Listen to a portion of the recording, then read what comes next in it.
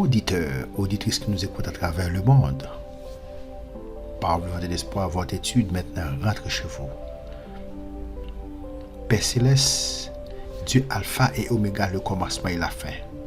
Nous te disons merci Seigneur parce que tu nous as gardés, tu nous as protégés. Maintenant Père Céleste, nous allons partager ta parole. Nous te demandons Père Saint d'illuminer notre intelligence.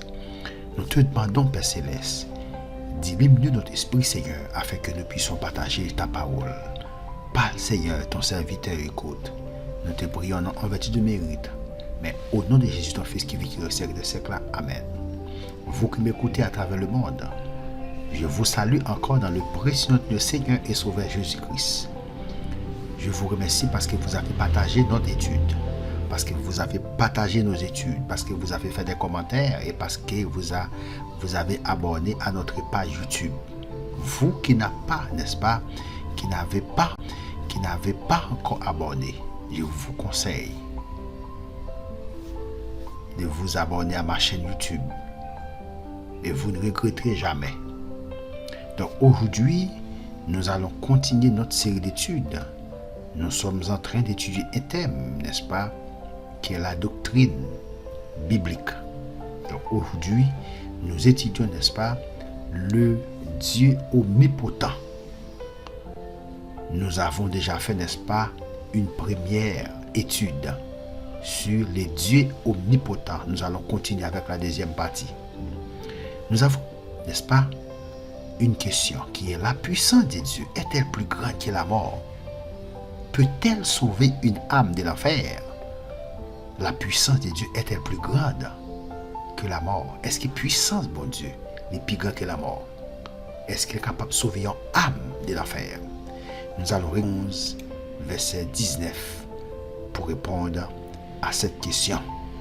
Hébreux 11, verset 19 pour répondre à cette question. Hébreux 11, verset 19, nous lisons ainsi. Alléluia. Il pensait que Dieu est puissant. Béni soit l'Éternel. Il pensait que Dieu est puissant, même pour ressusciter les morts. Aussi, le recouvra-t-il par une sorte de résurrection? Béni soit l'Éternel. Il pensait que Dieu est puissant. Alléluia. Il pensait que Dieu est puissant. Waouh. Maintenant, nous sommes capables de regarder depuis, n'est-ce pas, dans le verset 19, 17. Dans le verset 19, 17. Il dit: c'est pas la foi qu'Abraham offrit Isaac. Ouais, nous songeons, l'Éternel demandé à Abraham pour l'offrir Isaac en sacrifice. Eh bien, il dit: c'est pas la foi qu'Abraham offrit Isaac lorsqu'il fut mis à l'épreuve. Ouais, c'est pas la foi. Et qu'il offrit son fils unique. Il était offert Isaac, lui qui avait reçu les promesses. Et à qui il avait été dit: en Isaac sera nommé pour toi une postérité. Il pensait que Dieu est puissant. Il dit ici maintenant que c'est Abraham. Il était pensé que bon Dieu puissant, même pour ressusciter les morts. Abraham était pensé bon Dieu puissant, même pour ressusciter les morts. Il était pensé, alléluia, même si Abraham, Isaac est l'Éternel, capable de ressusciter. La question: la puissance de Dieu est-elle plus grande que la mort? Oui.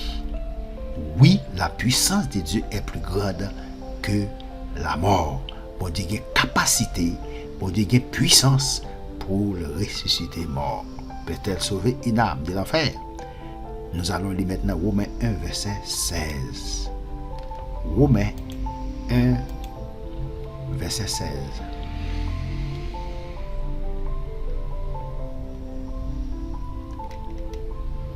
Romains 1, verset 16.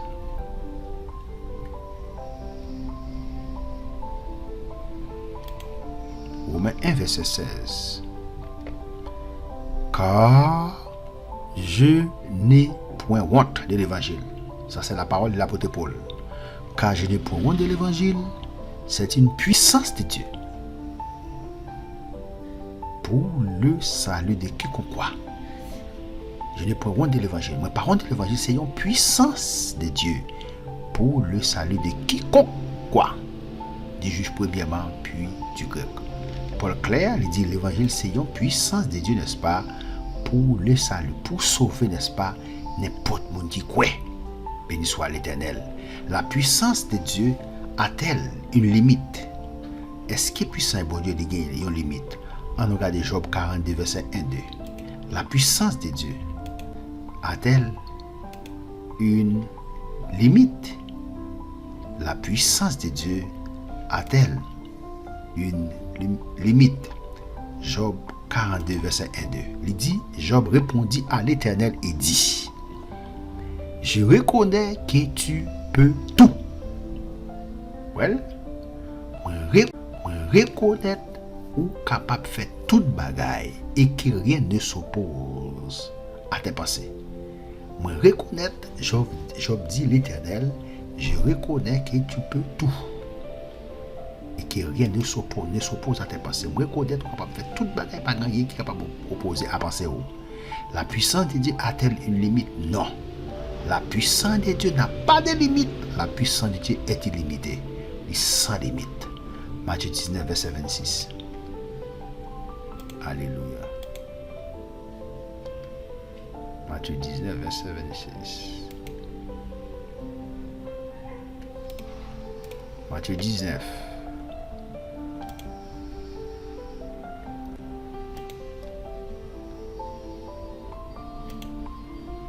Matthieu 19, verset 26. Jésus les regarda et leur dit, aux hommes, cela est impossible. Mais à Dieu, tout est possible. Béni soit l'Éternel. Aux hommes, cela est impossible. Mais à Dieu, tout est possible.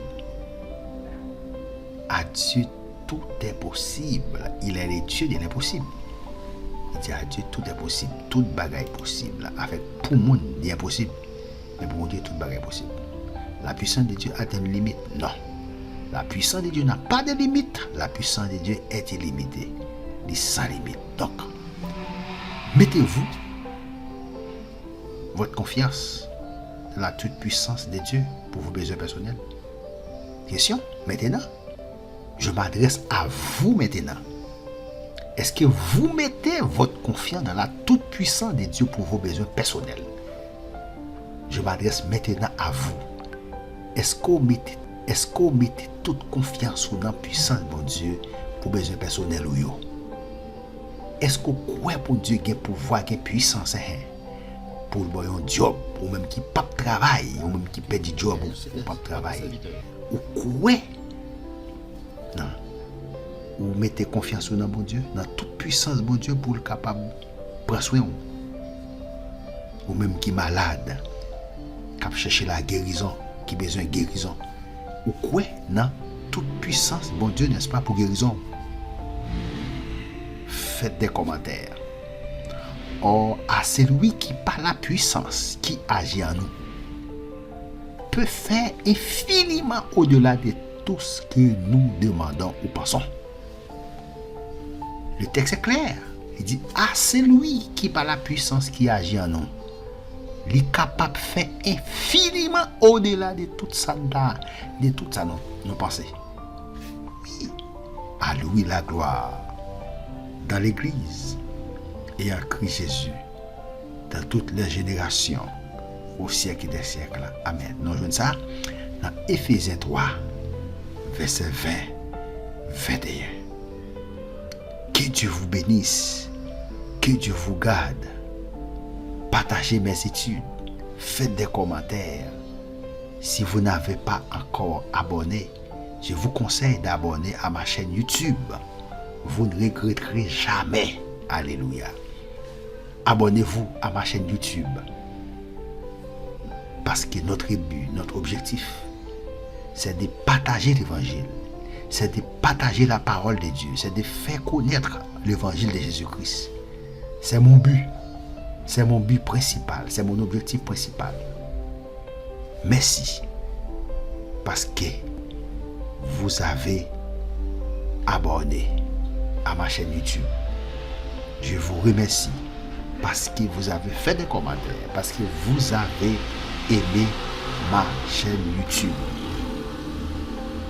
Encore, à la prochaine pour une prochaine vidéo. C'était votre serviteur Jean-Christelle Pétion qui était en train de partager la parole de Dieu avec vous.